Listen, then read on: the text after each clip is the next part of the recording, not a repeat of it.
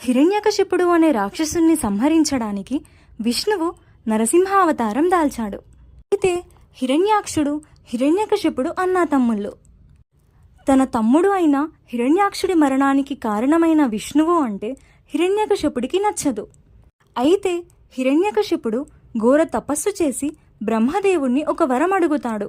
ఏంటంటే కానీ మనిషి లేదా జంతువు రాత్రి లేదా పగలు, లోపల లేదా బయట, భూమి లేదా ఆకాశంలో చంపకూడదు అని వరాన్ని అడుగుతాడు. అయితే హిరణ్యకశిపుడి పుత్రుడు ప్రహ్లాదుడు పరమ విష్ణు భక్తుడు. హిరణ్యకశిపుడు ప్రహ్లాదుణ్ణి గురుకులంలో చేరుస్తాడు. ఇక్కడ గురువులు తన తండ్రి నామజపం చేయమంటారు, కానీ ప్రహ్లాదుడు విష్ణునామజపం చేసేవాడు. ఈ విషయం హిరణ్యాక్షుడికి అస్సలు నచ్చదు. ప్రహ్లాదుణ్ణి విష్ణునామజపం మానేయమని ఎన్నో చిత్రహింసలు పెడతాడు.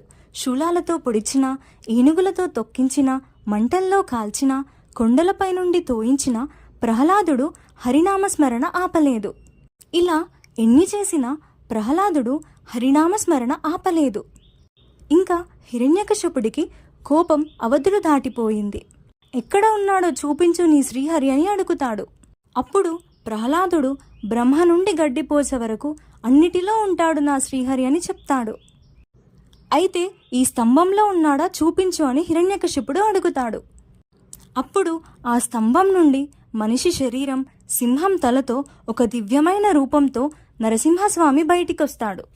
ఇలా నరసింహావతారంలో మనిషి లేదా జంతువు కాక, నరసింహుని రూపంలో పగలు రాత్రి కాక, సంధ్యా సమయంలో ఇంటి బయట కాక, గుమ్మంలో భూమి ఆకాశం కాక తన తొడలపైన హిరణ్యకశిపుణ్ణి నరసింహస్వామి సంహరిస్తారు.